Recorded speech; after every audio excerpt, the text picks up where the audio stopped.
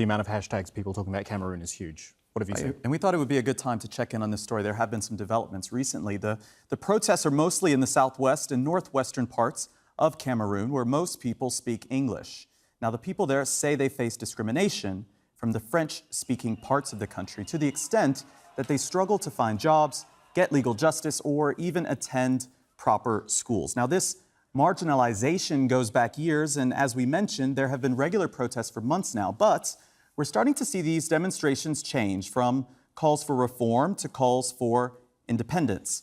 This is supposed to be the flag for the new country they want. They call it Ambazonia.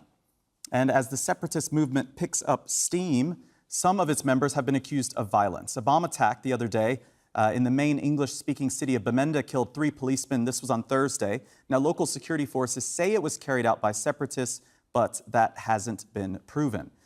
The protests have also gone international in a sense. Cameroonians gathered outside President Paul Biya's hotel in New York last week. He was there for the UN General Assembly.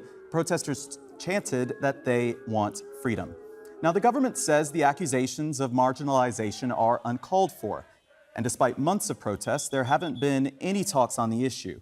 Akeri Mune from the International Anti-Corruption Conference Council says he thinks that he says what it would take to resolve the conflict. Along with many other Cameroonians, many of you, as far back as the early 90s, and more frequently lately, I have insisted upon the imperative nature of genuine dialogue. Unfortunately, the government's solution has been cosmetic reforms and repression. Teachers, lawyers who raised legitimate concerns were either arrested or forced into exile. Doctors, important people in our society who asked for genuine dialogue, were met with punitive transfers and humiliation. It is regrettable that the government hasn't learned from the past.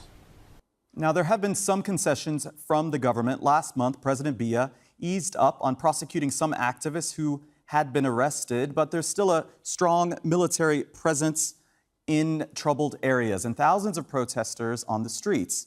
Many have tweeted the hashtag #FreeAllArrested, referring to the dozens of detained journalists and activists in the area who remain behind bars. The Committee to Protect Journalists has told the UN Security Council that it needs to call out Cameroon for its failure to uphold human rights, including freedom of expression. You can read more on this story on aljazeera.com and connect with us using the hashtag AJNewsGrid. Certainly should. Thank you for all